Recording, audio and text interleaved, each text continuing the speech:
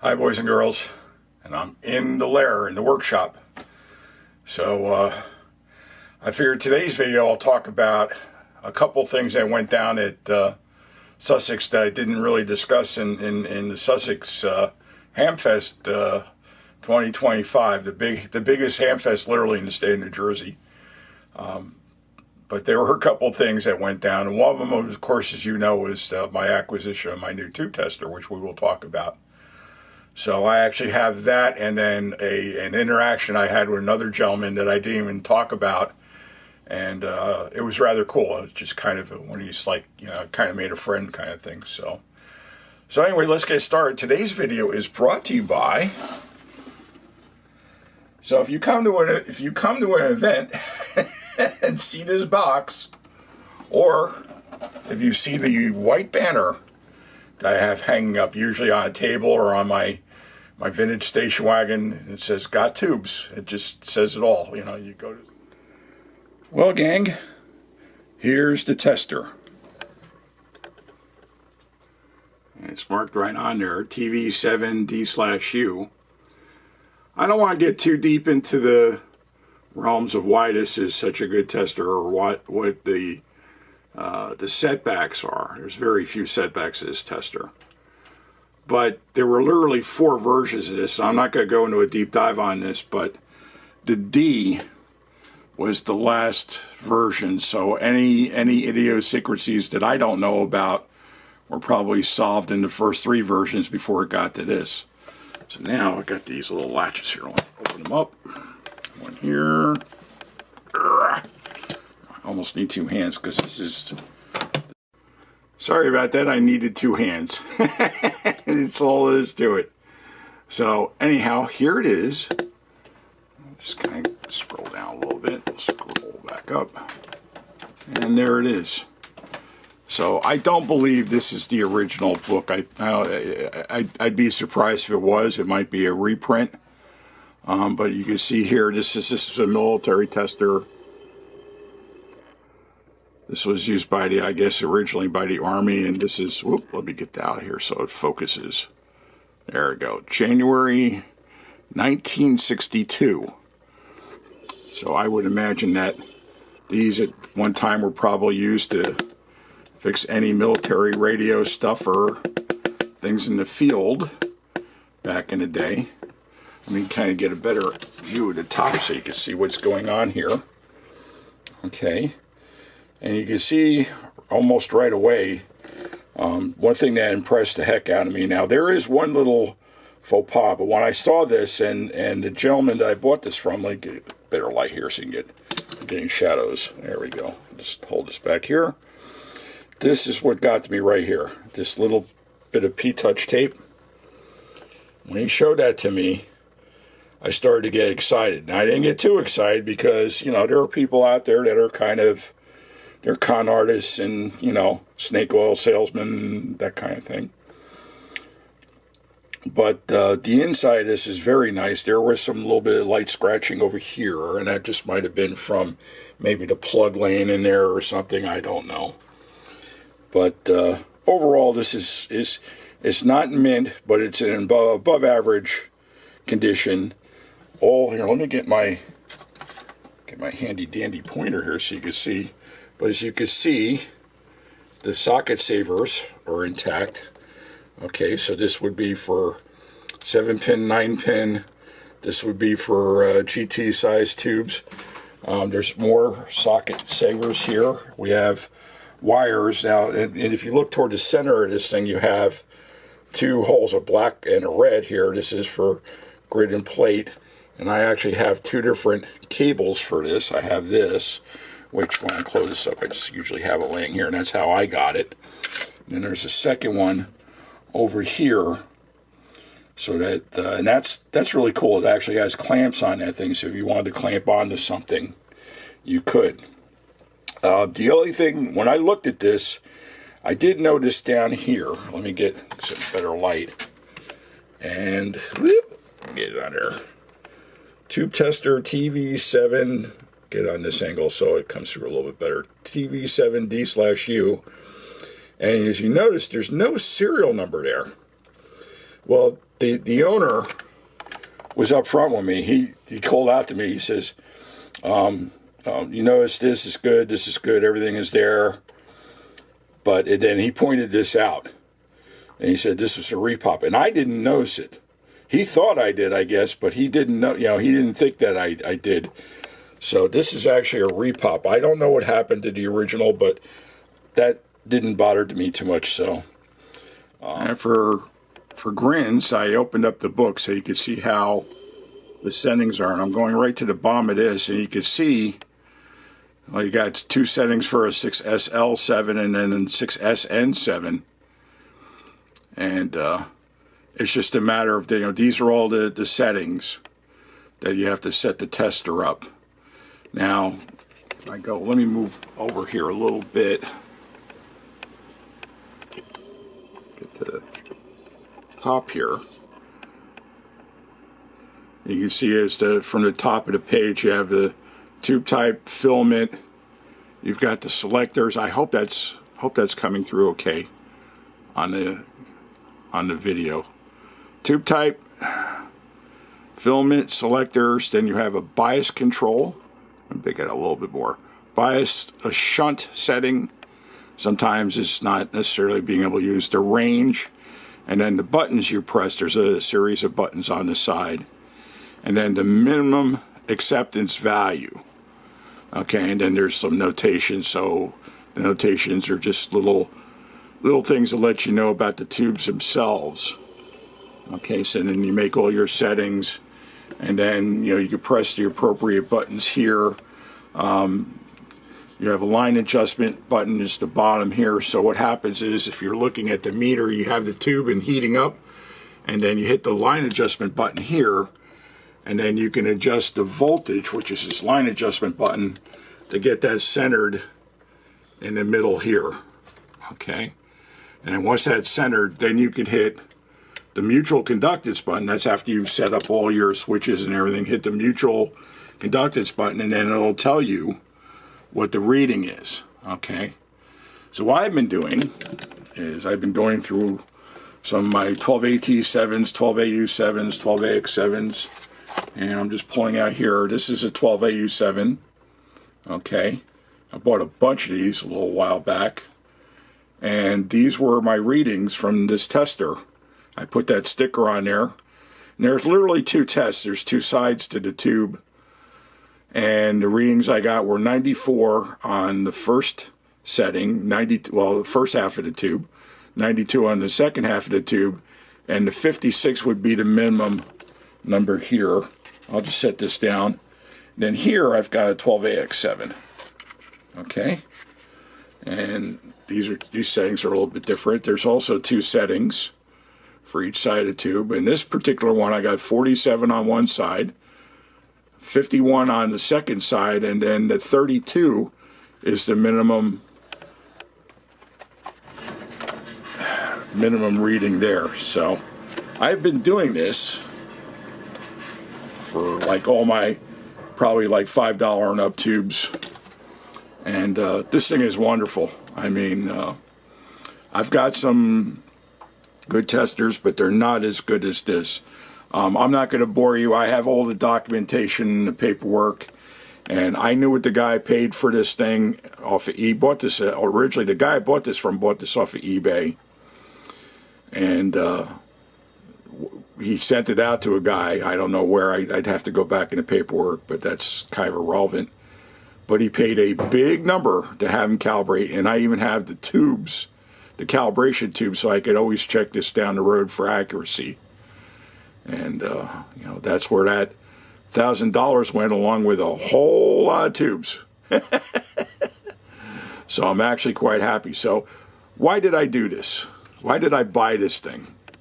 From here on in, basically all the audio tubes or anything that's $5 and up tubes are going to go through that tester. So you can be rest assured you're going to get what you're paying for. So I figure I just try to up my A game here to help you all along, and hopefully that will, because I probably went through the other day. I went through probably about between 80 and 90 tubes. And I did find one that really wasn't enough to stuff. I mean, it was still good emissions-wise, but it wasn't really that good, so I don't want to even keep that in the shop. I just tossed it and went on from that. So I'm really happy with my purchase, even though be on Franks and Beans for a while.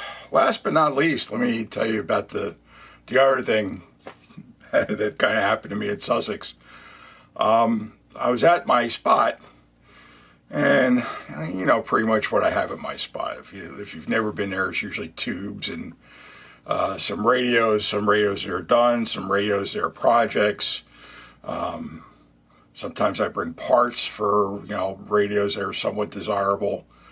And this guy just came out of nowhere, and he says, he saw one of the radios on my table, and we started talking, and come to find out, he traveled all the way out to Sussex, which is a northern part of New Jersey, but he came all the way out from Brooklyn, New York. That's kind of a haul. So I was, that's pretty cool, and I said I haven't been to Brooklyn in a while. I told him about a time when I was in field service, I was in Brooklyn, I literally got lost, and I started to get a little nervous, because there's areas where, it's pretty safe to walk the streets, and then there's areas that aren't very good at all. This is back in the 80s and 90s, and nowadays you have to be careful in New York where you go. But he said he's lived in Brooklyn all his life, and his father was a radio and TV guy. So so before I show you, I have some pictures that he had sent me, and he was telling me about some of the stuff that he had. He never got rid of it. It became so sentimental because his father had passed. This fellow was probably close to my age, and we never asked.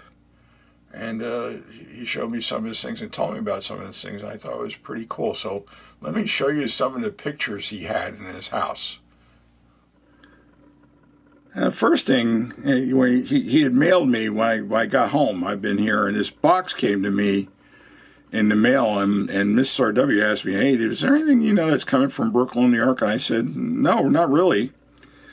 And then all of a sudden, this showed up. It was kind of funny.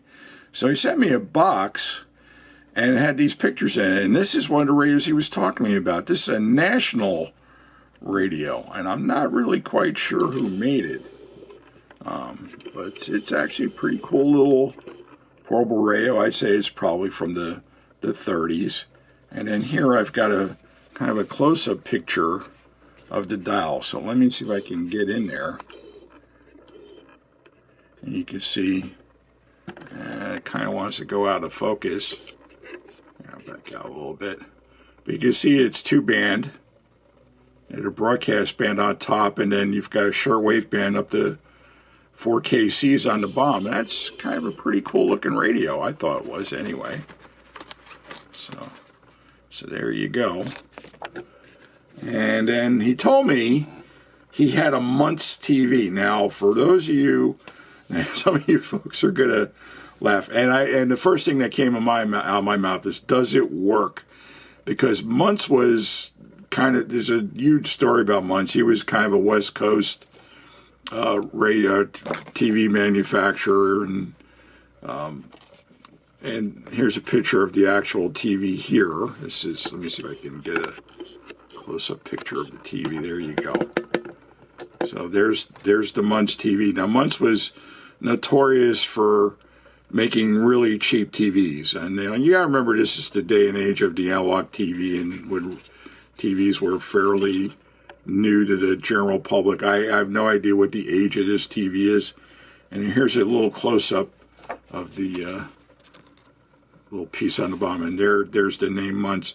But he used to get together with engineers, and he was just basically a marketing guy. He wasn't an electric guy.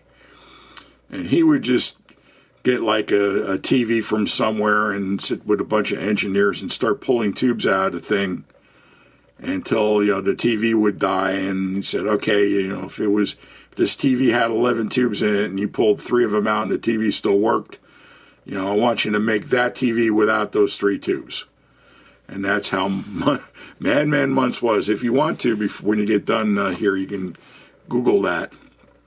And I thought that was, and he told me about this TV, and I smiled, and I knew the story about Madman Muntz. So you can find a lot of information on the web about him. The other radio they told me about, and I had no idea what this is. I'll kind of close up on the name here a little bit. And I can't quite make that out. But I'm looking at this and I'm thinking Philco. It does look a lot like a Philco. But I'm not sure if that's what it says on the label. It's not really coming in. Maybe it is a Philco. But that was kind of cool. You know, the knobs look like, well, knobs certainly look Philco, so Philco-ish. But, you know, the one thing that he told me was that none of his stuff worked.